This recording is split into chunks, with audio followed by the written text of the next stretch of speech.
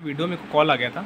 तो meningeal syphilis में क्या होता है, सिम्टम्स ऑफ मेनिंजाइटिस तो रहते हैं, may occur at any time after infection, infection के कोई भी टाइम बाद होता है, but appear usually within 2 year, 2 year के अंदर हो जाता है, लेकिन फिर भी इसको 2 साल लगते हैं और ये पेज उड़ रहा है, ठीक है। देन उसके बाद सिम्टम्स कंसिस्ट ऑफ, अब इसमें क्या क्या सिम्टम्स रहते हैं, क्योंकि ये सिम्टमेटिक है तो इसमें सिम्टम्स दिखाई देते हैं। तो headache, stiff neck, cervical nerve palsy, convulsion and mental confusion, ठीक है। देन उसके बाद इसमें क्या होता है, papilloedema with symptoms of increase ICP में ऑकर, ठीक है। तो पेपिलियो एडिमा होता है। अब what is papilloedema? Papilloedema is a optic disc swelling, जो हमारी ऑप्टिक डिस्क है उसकी स्वेलिंग हो जाती है। ये किस वजह से स्वेलिंग होती है? क्योंकि हमारा इंट्राक्रेनियल प्रेशर बढ़ जाता है। देन उसके बाद patient is CSF is abnormal, ये नहीं पता मेरे को, CSF इसमें एबनॉर्मल, तो इसके भी 4 पॉइंट हो गया। अभी ये मेन है, मेन मतलब सेकंड पॉइंट है। अब ये है मेनिंजोवास्कुलर सिफाइलिस। मेनिंजोवास्कुलर सिफाइलिस क्या होता है? Present usually 6 to 7 year after initial infection. ये 2 साल बाद हो रहा है, ये 6 से 7 साल बाद हो रहा है। क्लियर दिखाई दे रहा है क्या? But can be as early, 6 महीने भी हो सकता है, 6 महीने भी लग सकते हैं कि 6 महीने में भी होगा, मतलब कम से कम 6 महीने, ज़्यादा से ज़्यादा 10 से 12 साल। Should be suspected when ever a young, अब इसको चेक करना चाहिए जब भी कोई अगर यंग पेशेंट है उसको स्ट्रोक आ गया। अब स्ट्रोक की वजह से क्या होगा? Resulting in hemiparalysis, aphasia and visual loss. Features of stroke are generally sub acute in nature, जो स्ट्रोक के फीचर जनरली सब एक्यूट रहते हैं। और अदर फीचर क्या होता है मेनिंजोवास्कुलर सिम्फाइलिस में? Headache, vertigo, insomnia, this is psychological abnormality, okay. अब इस मेन जो CSF फाइंडिंग है, CSF फाइंडिंग में अपने को सबसे मेन क्या है, जो प्रोटीन है वो एलिवेटेड होता है। दूसरा शुगर नॉर्मल रहता है, प्रेशर भी नॉर्मल रहता है। तो एलिवेटेड 3 चीज़ होती है, प्रोटीन, सेल काउंट, तीसरा गैमा ग्लोबुलिन, और VDRL और TPHA टेस्ट पॉजिटिव आती है।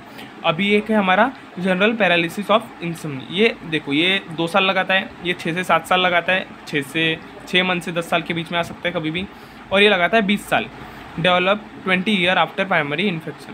देन उसके बाद this is due to the diffuse involvement of parenchyma producing a variety of manifestation which include, मतलब इसमें क्या होता है कि जो हमारा पेरेन्काइमा है वो उसके अंदर इन्फेक्शन चले जाता है पेरेन्काइमा के अंदर, तो which include personality changes, illusion, delusion, hallucination, reduce memory and hyper active reflexes, ऐसा होता है। और ये हमारा जो प्यूपिल है आर्गली रॉबर्टसन प्यूपिल हो जाता है इसके अंदर।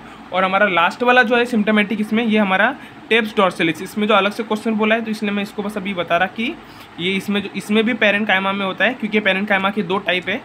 तो पेरेन्काइमा में अगर वो बैक्टीरिया हमारा घुस गया, ट्रेपोनोमा पैलिडियम, तो उसके वजह से उसके अगर posterior column of spinal cord में घुस गया तो फिर हमको ये टेबस डॉर्सैलिस होता है। इसको 20 से 25 साल लगते हैं, इसको 20 साल लगते हैं। इसकी वजह से क्या होता है? Symptom are severe, lightning, pain in trunk and extremity and ataxia in urinary incontinence होता है इसमें, ठीक है। हाँ, तो फिर उसके बाद हमने ये देख लिया यूरिनरी ये होता है। देन उसके बाद साइंस क्या इसमें इंक्लूड होते हैं? साइन में क्या है कि इसमें क्या होता है कि सेंसरी, हमारा टेक्टाइल सेंसरी लॉस हो जाता है। सेकेंड, इसमें हमारा इम्पेयरमेंट ऑफ प्रोप्रियोसेप्शन हो जाता है, जिसकी वजह से हमारा सेंसरी अटैक्सिया होता है। थर्ड, इसमें टेंडन जर्क एब्सेंट रहता है, और इसमें मसल की स्ट्रेंथ नॉर्मल रहती है, बाकी का अपन छोड़ते हैं। देन उसके नीचे वाले विसरल क्राइसिस, इसमें विसरल क्राइसिस कंसिस्टिंग ऑफ बहुत सारे क्राइसिस होती है। इसमें एब्रप्ट एपिगैस्ट्रिक पेन होता है, मतलब विसरल क्राइसिस में एब्रप्ट एपिगैस्ट्रिक पेन होगा, जिसकी वजह से हमको वोमिटिंग होगी, बहुत घंटों तक की वोमिटिंग होती रहेंगी। सेकंड क्राइसिस गैस्ट्रिक क्राइसिस होगा। थर्ड इंटेस्टिनल क्राइसिस, उसकी वजह से डायरिया हो जाएगा। फोर्थ रेक्टल क्राइसिस, जिसकी वजह से टेनिसमस हो जाएगा। और फिफ्थ हमारा है जेनेटो यूरिनरी क्राइसिस।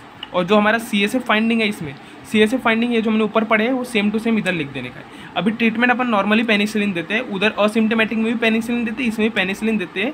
और इसका डोज क्या रहता है? 18 to 24 million unit per day from 15 to 20 days if patient अब देते हैं। लेकिन अगर पेशेंट सेंसिटिव है पेनिसिलिन को तो उसको अपन क्या देंगे?